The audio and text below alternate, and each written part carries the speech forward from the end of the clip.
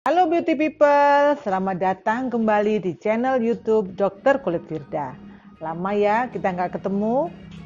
Kali ini di segmen Know You Know saya akan kupas tentang salah satu penyakit menular seksual. Wow, pasti semangat kan? Nah, yang akan kita bahas kali ini adalah tentang kutil kelamin yang penyebabnya karena human papillomavirus. Kita akan pelajari dan bagaimana cara mencegahnya.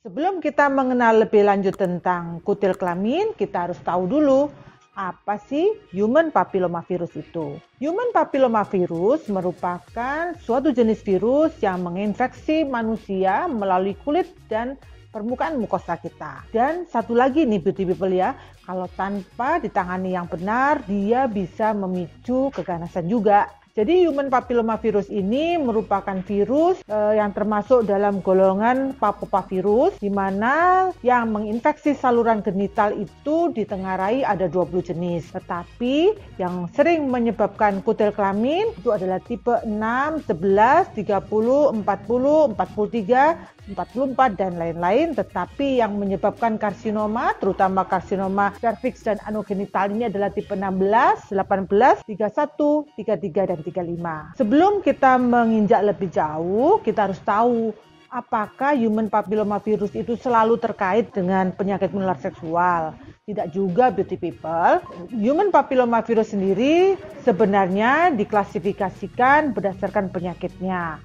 Jadi di dalam tubuh manusia dan di dunia medis itu ada sekitar 200 jenis ya beauty people. Nah, dari 200 jenis itu mereka mempunyai numbering, mempunyai nomor dan itu akan mengikuti diagnosa penyakitnya.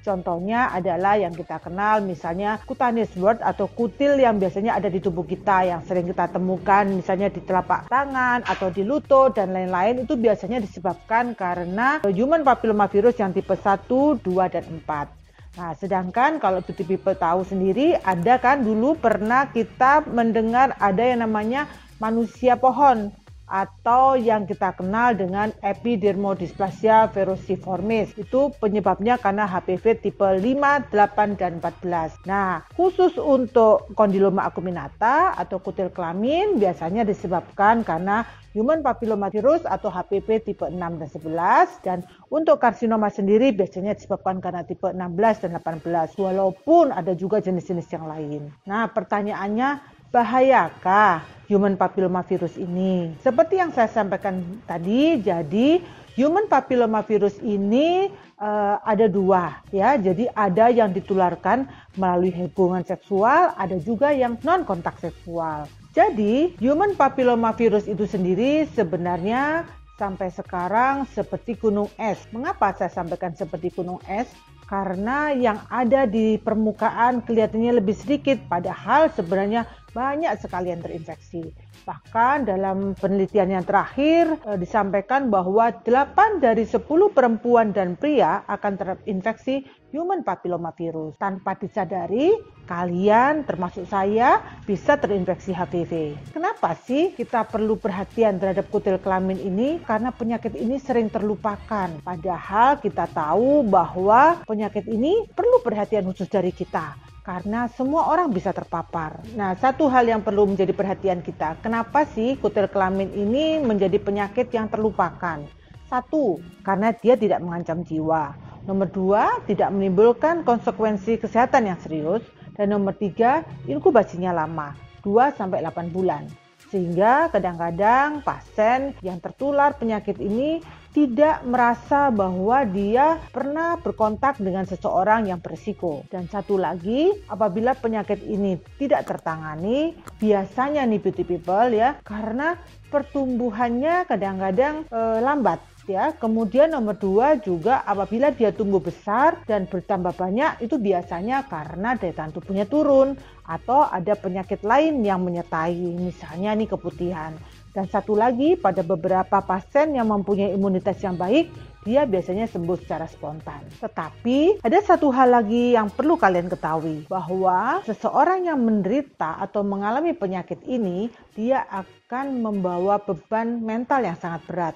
Kenapa? Satu, dia pasti tidak nyaman secara psikoseksual.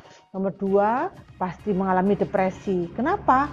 Karena penyakit virus ini tidak bisa sembuh secara total ya beauty people. Kenapa? Karena begitu virus ini masuk ke dalam tubuh, maka dia akan menetap di tubuh kita sampai kapanpun. Pada saat daya tahan tubuh kita turun, dia akan aktif kembali dan tumbuh kembali di permukaan. Hal-hal ini yang pasti membuat seseorang menjadi depresi.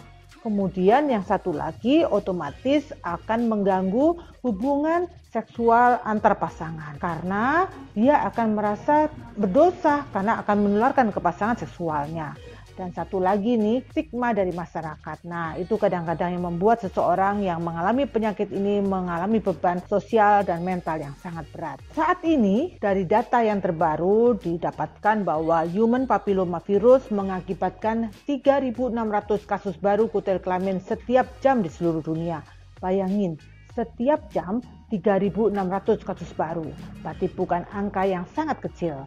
Jadi, kalau tahu seperti ini, kenapa kita tidak mau mengerti dan mempelajari penyakit ini secara detail? Karena siapapun bisa kena, seperti yang saya sampaikan tadi. Di Indonesia, kejadian kutil kelamin terus meningkat. Saat ini merupakan salah satu kasus infeksi menular seksual yang tinggi di antara penyakit menular seksual yang lain. Setelah kita tahu bahwa human papillomavirus itu menular, nah kita harus tahu kira-kira human papillomavirus ini cara penularnya bagaimana. Nah, beauty people, human papillomavirus sendiri selain ditularkan melalui kontak seksual, dia juga bisa didapatkan dari kontak non-seksual. Contohnya apa? Misalnya melalui handuk, melalui pakaian, atau melalui toilet, ataupun tisu yang ada di toilet-toilet umum. Karena itu, kalian harus waspada. Di samping itu juga ada kaitannya dengan ibu hamil. Loh, gimana ya? Nah, seperti yang saya sampaikan tadi, pada orang yang hamil, pada ibu yang hamil, di mana daya tahan tubuhnya akan turun karena dia harus berbagi kepada janinnya. Nah, pada ibu yang sudah mempunyai resiko penyakit human papillomavirus ini, pada saat kehamilan trimester akhir, apabila dia melahirkan secara pervaginam dan bayinya kontak dengan penyakit kutil kelamin ini, maka si bayi punya resiko untuk mengalami kutil kelamin juga. Nah, biasanya dia bisa terkena yang namanya respiratory papillomatosis. Jadi, kutil kelamin yang ada di saluran pernapasan. Dan ini sangat berbahaya karena apabila dia besar, dia bisa menekan dan menyebabkan kematian. Nah, kita tahu kan bahwa risiko ini bisa terjadi pada semua orang. Pada ibu hamil, pada anak-anak kita, pada suami kita, dan lain-lain. Karena itu kita perlu yang namanya menjaga diri dari lingkungan dan sekitarnya. Bagaimana cara mengatasi hal ini? Bagaimana cara mencegah kutil kelamin ini? Saat ini banyak cara yang bisa kita lakukan. Salah satunya adalah dengan menghindari kontak seksual pada orang yang berisiko. Di samping itu juga pada orang-orang yang belum mengalami atau belum pernah melakukan hubungan seksual bisa dilakukan vaksinasi, yaitu vaksinasi human papillomavirus. Nah, pertanyaannya, apabila orang yang sudah melakukan hubungan seksual apakah tidak boleh dilakukan vaksinasi? Boleh, semua boleh dilakukan dan ada rentang waktunya. Pertanyaannya sekarang adalah, apa sih fungsi vaksinasi human papillomavirus ini? Jadi, vaksinasi human papillomavirus mempunyai 3 manfaat.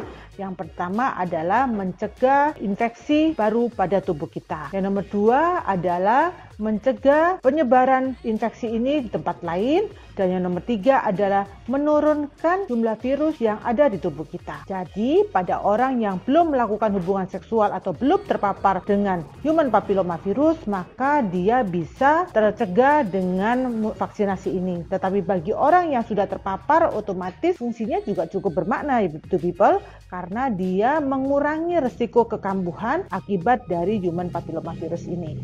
Saat ini, rekomendasi HPV sudah disetujui oleh WHO sebagai pencegahan utama penyakit yang terkait HPV. Demikian juga, persetujuan sudah dikeluarkan oleh Ikatan Dokter Anak Indonesia dan Persatuan Ahli Penyakit Dalam Indonesia. Untuk vaksinasi sendiri, di Indonesia kita ada yang namanya patokan umur ya beauty people. Nah, kalau didasarkan kepada umur, maka di sini ada 9 sampai 13 tahun biasanya dilakukan 2 kali. Vaksinasinya dilakukan pada saat 0 bulan pada saat kunjungan pertama dan selanjutnya 6 bulan kemudian. Sedangkan pada mereka yang berumur di atas 13 tahun yaitu umur 13 sampai 45 tahun pada wanita dan 13 sampai 26 tahun pada laki-laki dilakukan sebanyak 3 kali yaitu 0 bulan, 2 bulan, dan 6 bulan. Vaksinasi ini sangat penting karena dia bisa mencegah kutil kelamin, kanker serviks, dan kanker-kanker anogenital lainnya. Di Indonesia sendiri,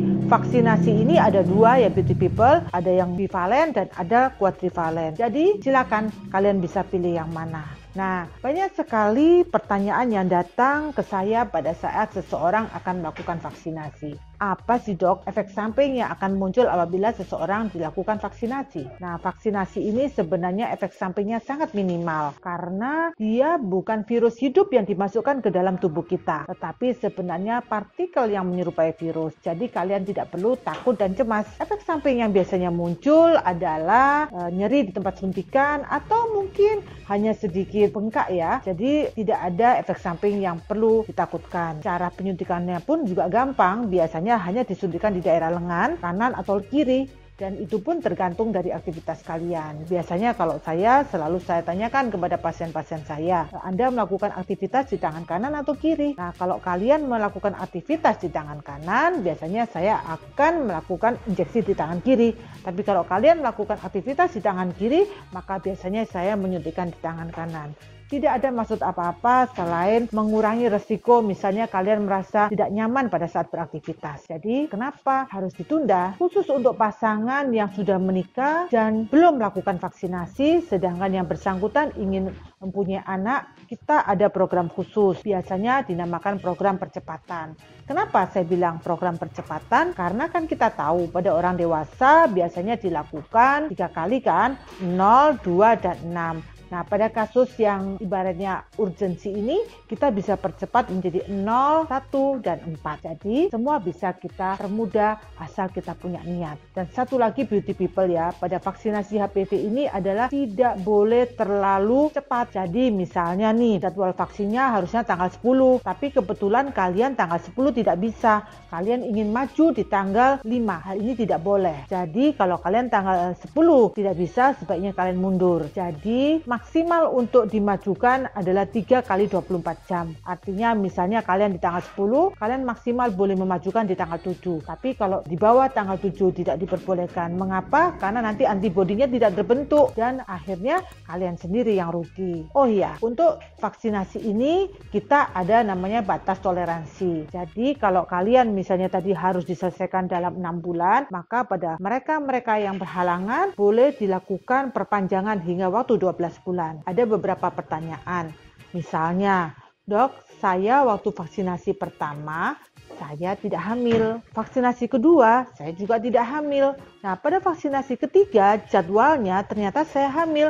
Bagaimana dok ini? Apakah saya harus ulang dari awal atau bagaimana? Nah, karena ibu ini datang pada vaksinasi ketiga dan dia hamil, maka kita menunggu sampai persalinan dan selanjutnya divaksinasi. Jadi artinya masih ada waktu untuk tidak lewat dari 12 bulan. Dan satu lagi nih beauty people, sebaiknya pencegahan lebih penting daripada pengobatan. Jadi bagi mereka atau bagi kalian yang belum vaksinasi dan belum melakukan hubungan seksual, sebaiknya dilakukan vaksinasi terlebih dahulu. Karena apa? Seperti yang saya sampaikan bahwa human papillomavirus ini tidak murni karena penyakit menular seksual, walaupun hampir 90% disebabkan karena hubungan seksual yang berisiko. Nah, setelah kita mengulas tentang human papillomavirus secara detail, nah sekarang kita sampai di key point-nya. Yang harus kalian tahu bahwa mencegah infeksi HPV itu lebih baik daripada mengobati. Mengapa? Karena HPV merupakan salah satu jenis virus yang begitu masuk ke dalam tubuh manusia, maka dia akan menetap di tubuh itu selamanya. Menunggu saat yang tepat, pada saat daya tahan tubuh turun, dia akan aktif kembali dan menyerang tubuh seseorang kembali. Nah, tunggu apa lagi? Pencegahan pasti lebih baik daripada pengobatan. Lakukan vaksinasi human papillomavirus sedini yang bisa dilakukan. Khusus untuk wanita, mulai umur 9 tahun sampai 55 tahun dan untuk laki-laki 9 tahun hingga 26 tahun. Dan secara off-label bisa sampai 40 tahun loh ya. Terima kasih sudah menonton video kali ini. Mari kita bersama melawan COVID-19. Jangan lupa ya beauty people, tulis di kolom komentar apa yang akan kita bahas minggu depan. Jangan lupa follow, subscribe, komen, dan like serta share video ini ke teman-teman kalian. Semakin kalian men-share video ini, semakin banyak teman, saudara, dan kerabat kita yang terselamatkan. Stay beauty and healthy with Dr. Kulit Firda.